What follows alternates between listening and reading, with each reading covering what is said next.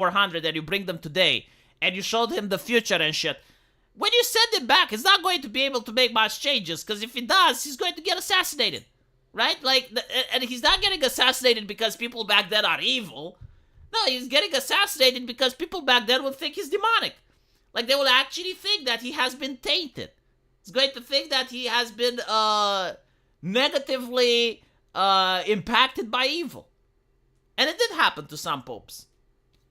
Allegedly. Like, we don't know for sure. There's a pope that I think like he had, 30 days? And then all of a sudden he died. People say it's poisoning. But I'm pretty sure the cardinals would never, so.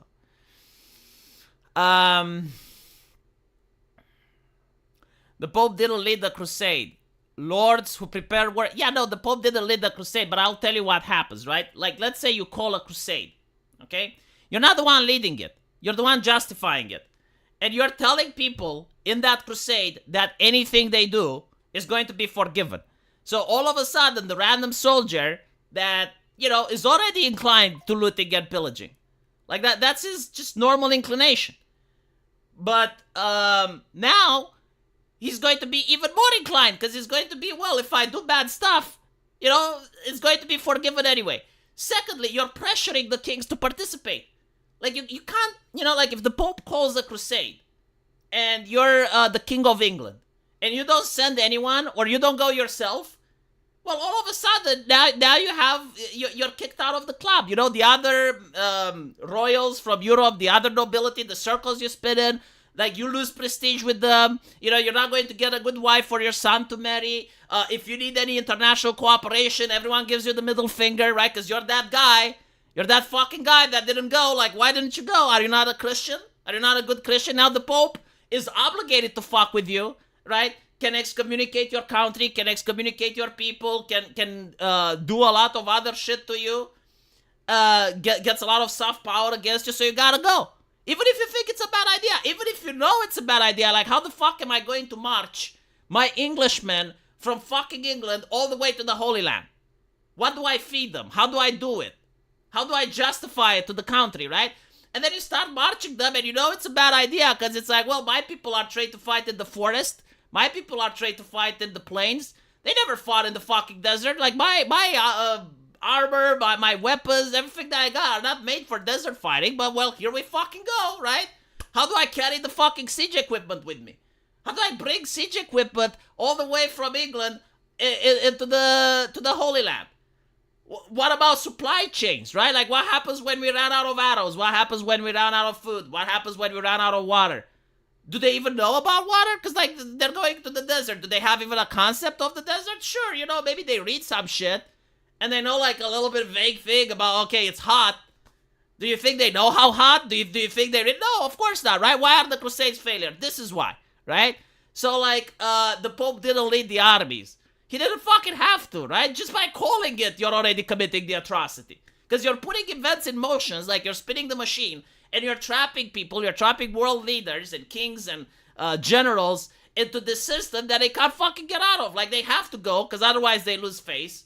If they lose face, it's actually worse than if they don't go. And when they go, like, thousands die. And then the King of England set up his own church. Exactly. No, unironically, right? Like, you gotta understand, like, people back then weren't fucking stupid. Like, they understood the situation. And they understood the Game of Thrones that they're playing. And so, like, they had to basically come up with ways. It's like, this motherfucker is trying to kill us. Because, when the king comes back home, do you think he's welcomed with flowers? No, he's probably arrested, and then Robin Hood starts. But, like, think about it this way.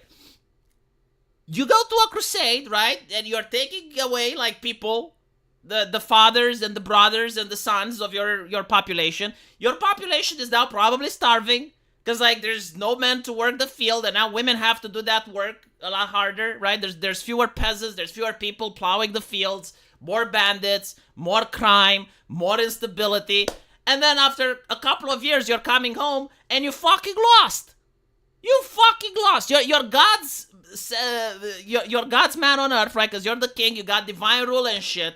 God anointed you to rule over England, and you went to the Holy Land and you fucking lost. What message does that send? Oh, and by the way, your army sacked Constantinople. and your army burned down churches and raped women and raped nuns. How do you think that ends up, you know, in the newspapers, right? What do you think the town crier is going to say about it? What is the bard going to fucking sing, you know? And so now it's even worse than if you haven't gone. But like, you wouldn't know that in the beginning. Anyway, right. Is it just your audio that's buggy? I don't know.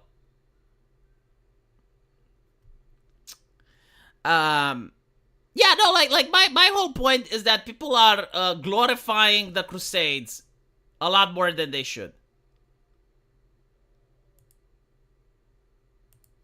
Hold on, I don't understand why Juan FET is constantly getting muted, so I'm going to give you a little wrench so now people can't mute you anymore. There was never a unified command. Every noble was by itself. So infighting was common. Dude, do you think that if the king is going, you're not going to go? Like, I mean, do you want any status? Like, you must have like a really great fucking reason not to go. A broken leg or something. But like, other than that, like in medieval aristocracy, everything is about having face. You know, it's kind of like being viewed as the racist noble. Sure, you can be viewed as the racist noble, and then the other nobles, they gang up against you. You know, they muscle in on your turf. You need some justice, and the judge just looks the other way and sides with the other guy. You need help, no one wants to help you. It's not so simple. Like, the idea of reputation was sacred in a medieval culture. Was very difficult to build and very easy to destroy. Some peasant boys that knew nothing just marched to Palestine and laid siege to Jerusalem. That is pretty hardcore in my humble opinion. Well, it's hardcore if they win, right? It's not hardcore if they lose. And it's not hardcore if they sack churches and rape nuns. It's not fucking hardcore. But yeah, I mean, moving people from place A to B, yeah, sure, you know, like they did the journey. Again, the first crusade was actually pretty efficient, right? So like the first crusade was good, but after that was pretty fucking bad. The Pope initiates a crusade in Britain. They initiated a crusade in France. They had the Cathars, right? And since they couldn't muscle in the Holy Land, they were like, holy shit, we need a win. You know, we needed a big W. We need to show that God is still with us. And so they launched a crusade against the Cathars. The last crusade was under Bush. That is actually a good point. Like, Bush actually did say that it's I don't know if he used the word holy war, but he did justify the war from a religious point of view. Christoph Kittig, people are glorifying the Crusades in an overreaction to the way it's portrayed as unprovoked against the peaceful Muslims. Again, I'm not, look, the first Crusade, I'm saying it was justified. And like, the issue is that many of them were justified. But the way they were executed, and the results of them, is not something to be proud of, right? Like, be proud when you're winning. Be proud when you're accomplishing something. Don't be proud with failure. That's my point. I'm not the type of edgy person like, oh, well, no, they weren't justified. Yes, they were. Like, you had Islamic aggression for hundreds of years against the Byzantium. Like, they did have the moral justification, right? Because it was a defensive war. Sure.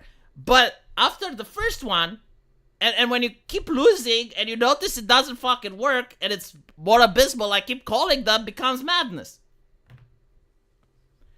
Yeah,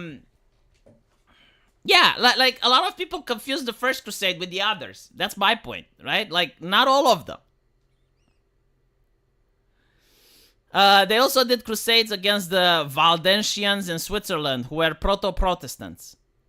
But yeah, it's like, again, they would have to pick targets that were weak enough in order to display church strength. Because, like, the church looked really bad after the first couple of crusades. Anyway, right. Well, see, it's not that the winners write the history, because they lost.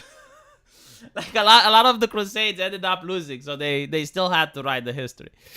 Anyway, right, let's talk a little bit about the Enwa. The Enwa, chat. How much money is this chick having now? She's having, I think, $500,000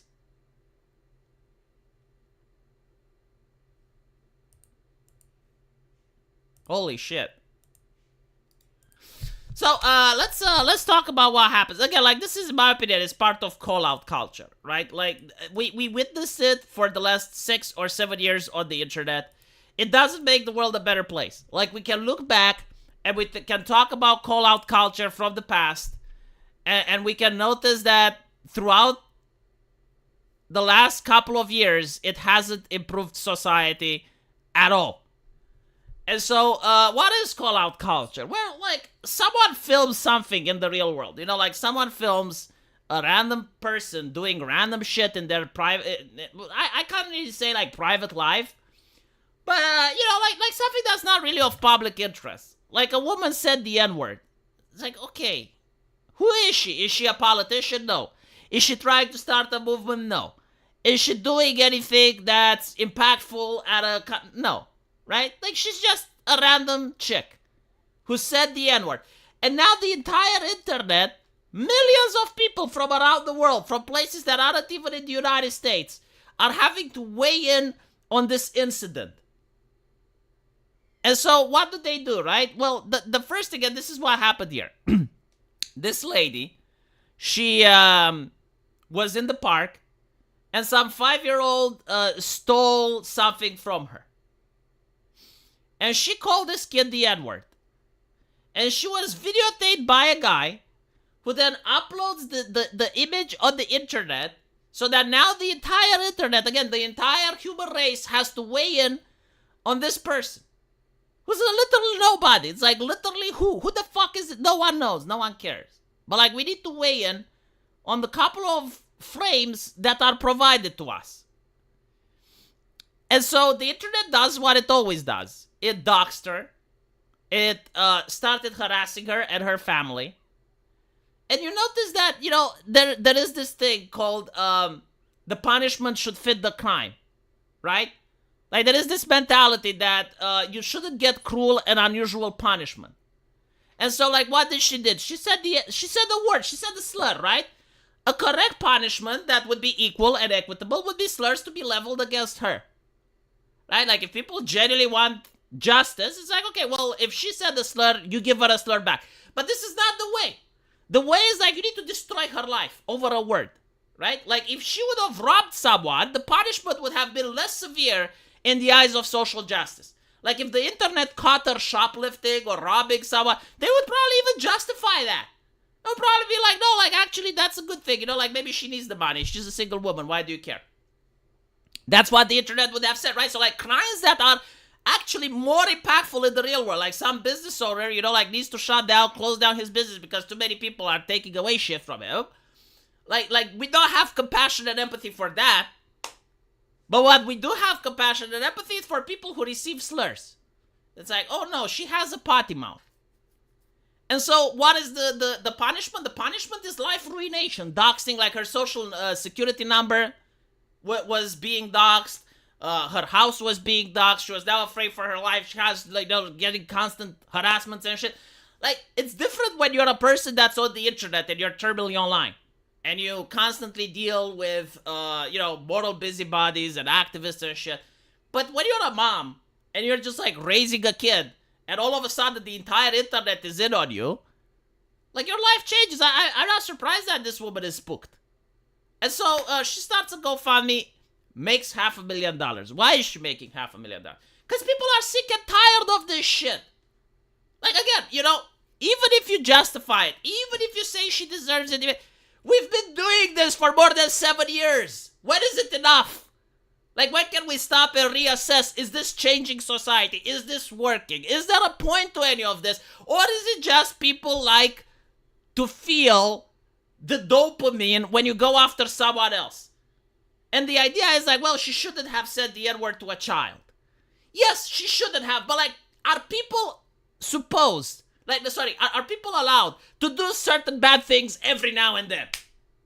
Maybe you're in a moment that you're not in control of your emotions. You know, like, maybe you're really angry. You know, you're driving a car and someone pulls the brake in front of you and you almost crash.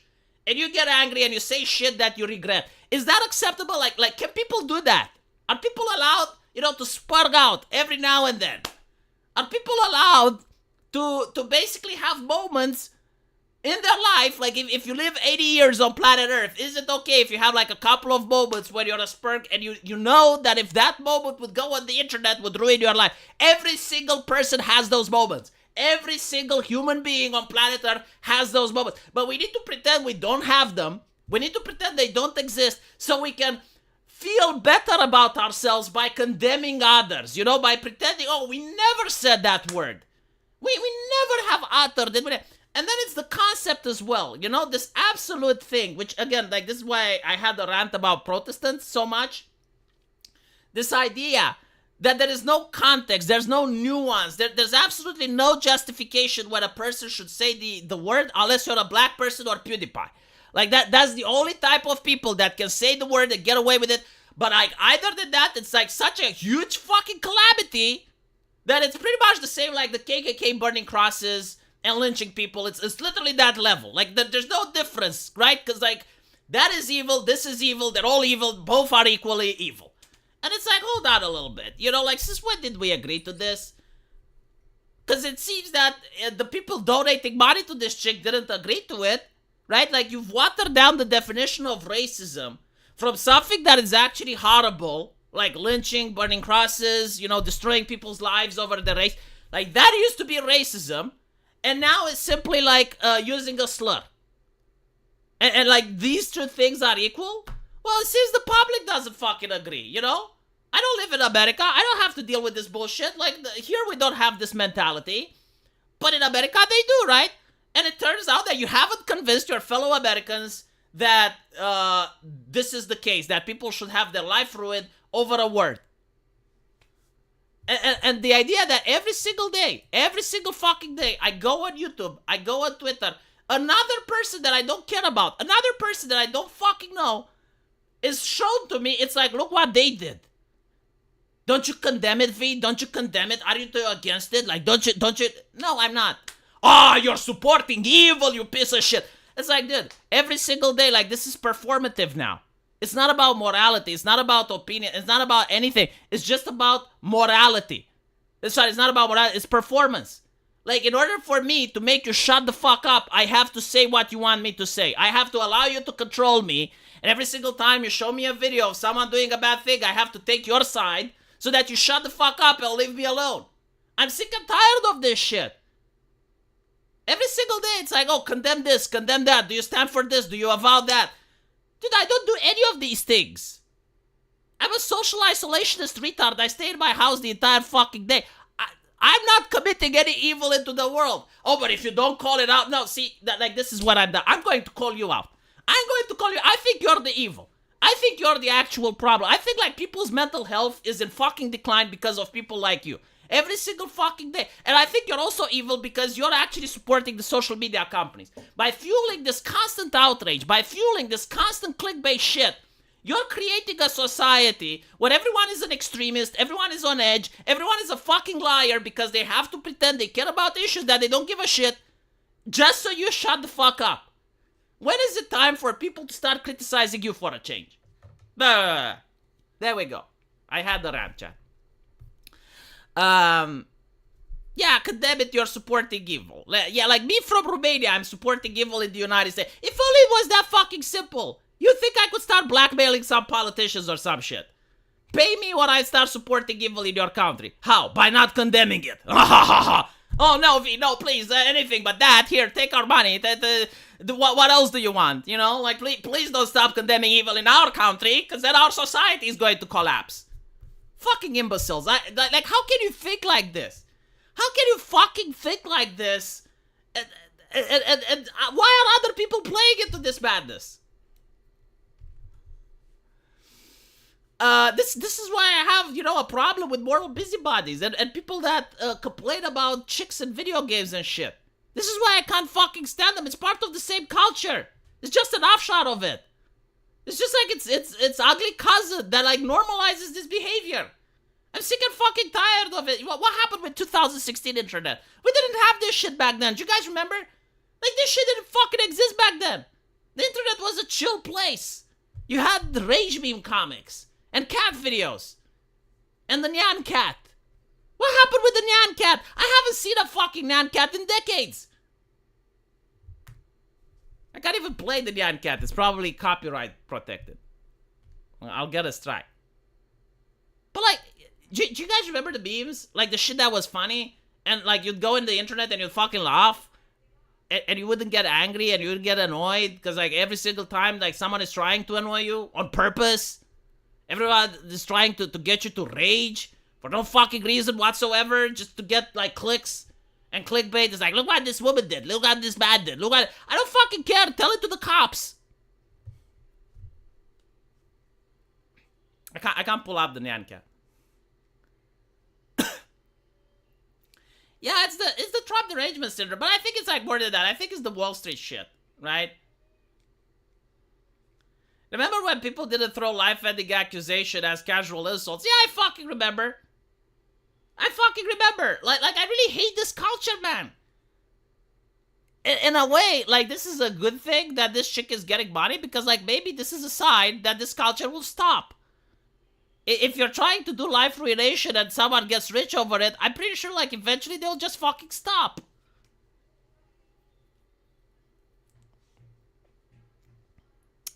As usual, everything is Trump's fault. By which I mean Trump got... No, it was before Trump, actually. You know, like the misogyny thing, like that is how it started. It started with the misogyny, you know? Do you remember, like, that guy that grabbed the reporter's microphone and said, fuck her in the pussy? Like, obviously the guy was edgy. Obviously the guy was just trying to have a laugh and make fun of a situation, right? Like, you have a news reporter, like, how is the media going to deal with curse words on TV, right?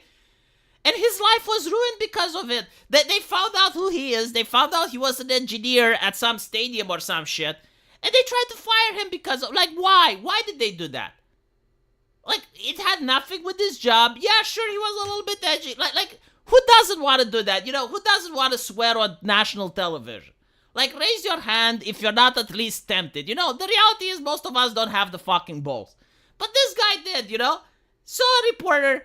took the microphone, said something offensive because it's fucking funny. You know, because we used to laugh at that shit. The situation was fucking hilarious. But no, we have to take it really serious. Oh, look how it's damaging society. Oh, do you not condemn? Do you not condemn? Oh, then you stand for evil and you're just as bad as him. You too took the proverbial microphone and said fuck her in the pussy. You know, it's like, come on.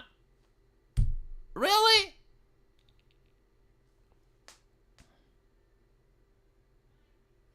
It all started after I started paying attention. Pretty much. Like, again, this is probably why I don't really integrate very well with the Zoomers in their culture. It's because I come from a different place. I just can't take shit seriously. Like to me, it's like, oh my goodness, why can't you condemn? Why can't you disavow? It's like, I don't fucking care. Like, it's happening miles away from me. It's happening on the other side of the fucking earth. And it's not like it's a politician. It's not like it's a, you know, like... I would understand if a politician does something, it's like, okay, well, that could potentially influence my country, right? Or if like a mainstream media or a journalist says something, it's like, okay, well, that could influence me. But when it's some random chick in a park, like, let's get fucking real here. You know, like, are you going to play whack-a-mole with all your citizens? Every single time someone says the N-word, are you going to try to ruin their life? Unless they're PewDiePie or they're black. It's like, come on. I condemn everyone for everything. Well, you know, I keep saying everything that happens without my knowledge is happening without my consent. So, therefore, I automatically condemn everything. If I don't know about it, I don't consent. It's like, V, but don't you know, like, back then this also happened? Well, I didn't know, so I didn't consent for it. There you fucking go.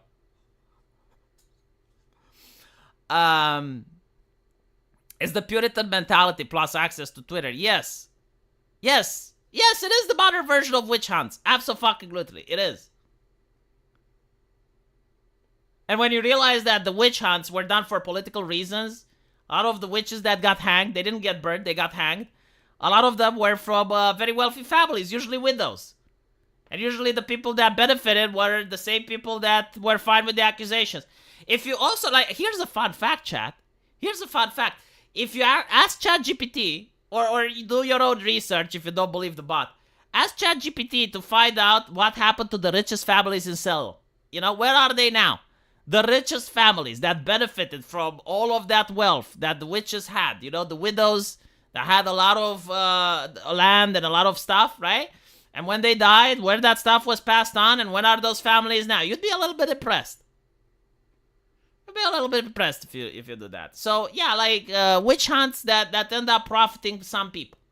You know, the same like Black Lives Matter, right? Are black people better because of the summer of love? I mean, some black people are. Who? Well, the leaders of the activist groups. The ones with large mansions. Like, they're doing very well, right? So it's not like these witch hunts are for nothing. It's not like no one is benefiting. Like, someone is benefiting.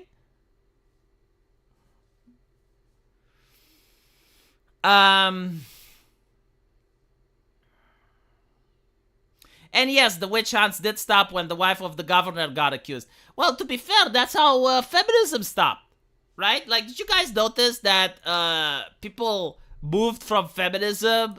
Like, all of a sudden, it was all about misogyny and rape culture and shit. And then it was the Me Too movement and how we need to hold people accountable and blah, blah, blah. And then suddenly, everything just stopped. Did you notice that? Like, no more articles about the patriarchy, no more articles about misogyny. Everything fucking stopped. Thank you, SRC Maker. And everything moved towards making SRC Maker more comfortable. All of a sudden, the culture shifted, and now it's all about trans issues, right? Like, all of a sudden, trans issues, which wasn't the big thing in 2016. Like, yeah, you know, like, they would mention trans people every now and then, but it was mostly about gays, and it was mostly about women. And all of a sudden, trans issues are everywhere, right? Like, what happened? Chat, does anyone know what happened?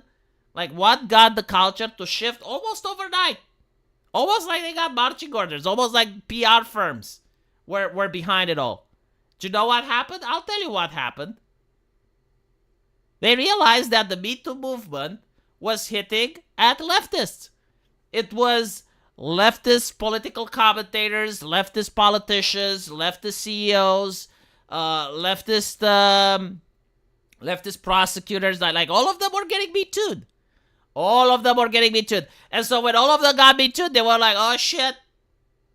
Right? Because and by the way, like, some of them didn't get Me Too'd because they deserved it. Because, like, Me Too was the accusation, right? Like, you didn't actually need any evidence. You didn't need anything. All you needed was a woman to accuse you of some shit, and that was it. Like, you were almost guilty. Like, some managed to debunk the accusations, like, years later, but, like, the public damage, the public reputation, everything was ruined, right? And so that's why they dropped it. No, they didn't drop it because Trump happened. Like, in fact, they would have loved it if Me Too worked against Trump. But the thing that frustrated them is that it didn't work against the right wing. Right? Because, like, with the right wing, you had Kavanaugh, you had Trump, and they did try, you know, they did bring up, like, every single woman they could summon in order to level any allegation that it didn't fucking stick, you know? Even grabbing them by the pussy didn't seem to do anything with right-wingers. They didn't give a fuck. It's like, do you have some evidence? No? Then go fuck off, you know? Like, the right-wingers, at least they actually understood human nature. And they knew that men lie, women lie, that there's political interest, there's vested interest, and unless you have some evidence, we're not going to believe you. And so what ends up happening is that, well, the left is suffering the brunt of cancellations and cancel culture. And just like Salem, the moment the governor's daughter gets accused, everything stops, right? And this is the same what happened here. It's like the moment you had leftists getting accused, well, the Me Too had to end. And how did it end? Well, the same way it began. People dropped support for it. Like, the idea that women were driving it is ridiculous. Like, women weren't driving shit. It was the politicians, the CEOs, the academia, the HR. That's who was driving it. And the moment they stopped driving it, and the moment they pivoted towards trans issues, the moment it got sorted. That's all it took, right? That's where the real power lies. They turned Emma Watson into a boy. Oh, yeah, I remember that. A lot of the Crusaders were asking if they were in the Holy Land 3 days after they had set out. Yeah, you know, like you think it's funny, but it's not funny. It's actually pretty fucking sad. Because you gotta understand, you're thinking from the perspective of a medieval peasant. And so, like, what does a medieval peasant know? Nothing. He does, like, when he goes to church, he doesn't even know about the parables of Jesus. He doesn't even know about, like maybe he knows a little bit from what's painted on the church windows, right? Like, which was usually like hellfire and damnation. It's like, hey, be good or you end up there.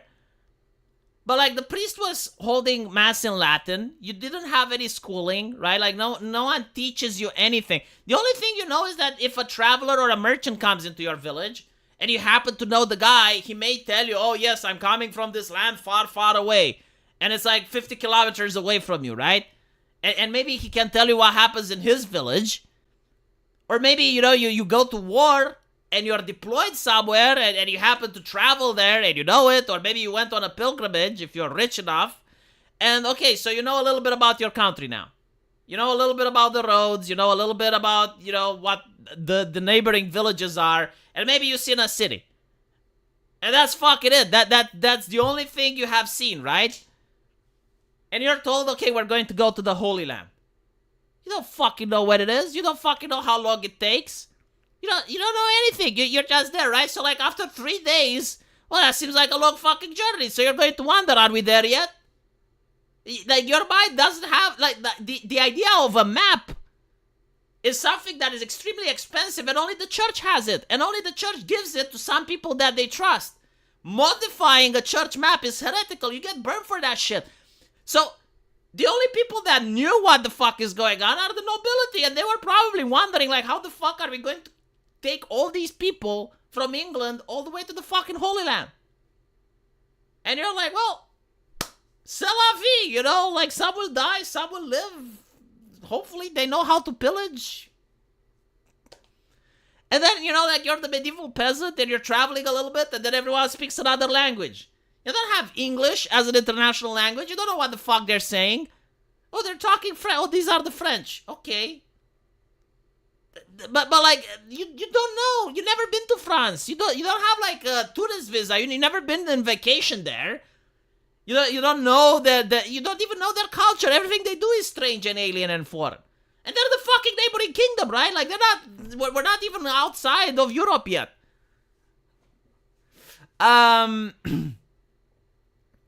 SRC Baker, thank you for the $10. This is why even modern US Navy recruitment ads talk about seeing the world. Well, yeah, like back then, same shit. People did have more knowledge, right? Like, you had the books that showed you itinerary guides, and, they would show you, like, a couple of places, like the pyramids and stuff. Because you didn't have the internet, right? The only thing you had was traveling guides, some pictures, maybe an encyclopedia, and Indiana Jones. And so if you wanted to see the world, you join the Navy and you get to see the world. But like, the world was extremely mysterious back then, right? Yeah. Like, Germany did have like 40 dialects.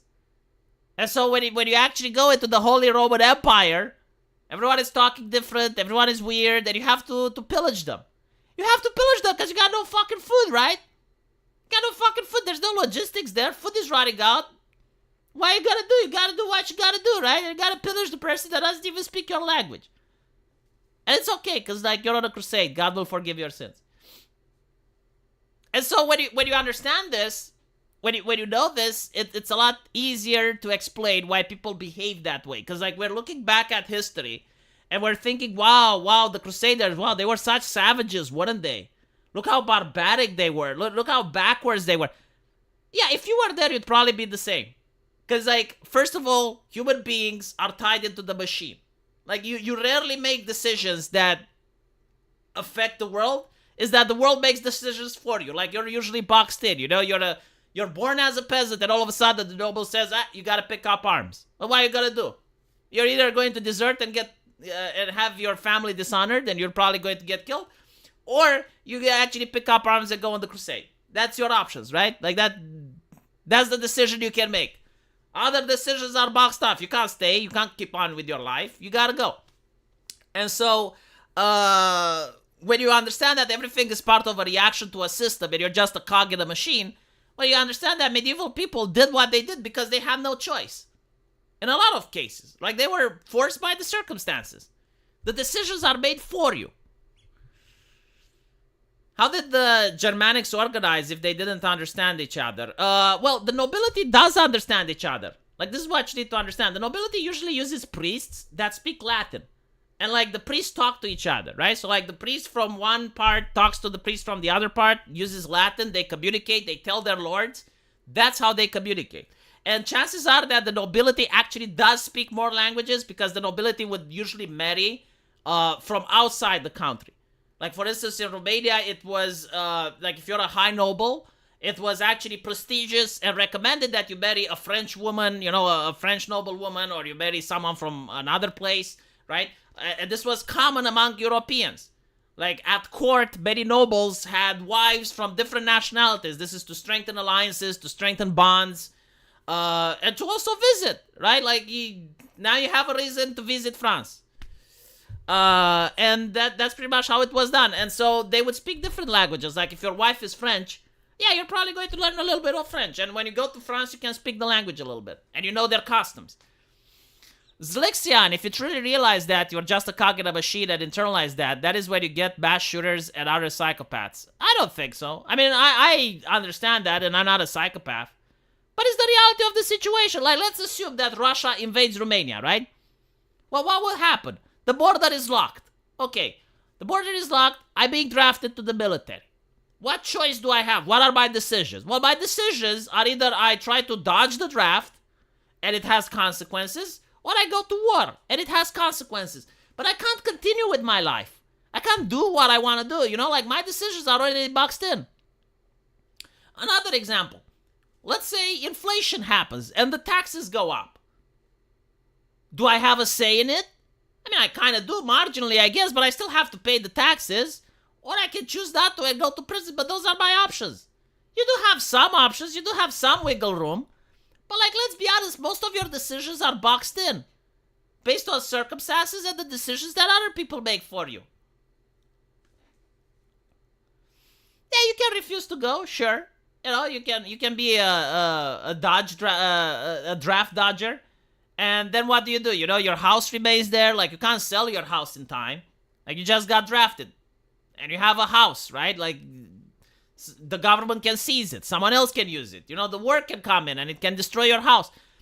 Like, let's put it this way, right? Like, let's say you do dodge the draft, right? You dodge the draft, and then the war happens, and the Russians take over your city. They bomb your house, right? Could you have done anything differently? Like, if you know that this is happening, like, let's assume that you know for a fact that 3 months from now, the Russians are going to take over your house. So they're going to take over your city and they're going to bomb your house. What can you do about it? Jack shit. Nothing. It's like, okay, can you sell your house? No one wants to buy it. Like, it's in a place under war. Like, who buys the house? No one buys it. And so these are decisions that are completely outside your control. And so, like, the way you're going to act is built around what you know, built around your immediate vicinity. And the best thing that you can do is learn how to cope and how to accept this as a fact. Like, you know, you didn't ask for the Russians to invade. You didn't do anything to deserve this. You didn't ask to be born in the country, but, well, you are, and that's it. And what do? The answer is stoicism. That's what you do. You internalize it and you man the fuck up.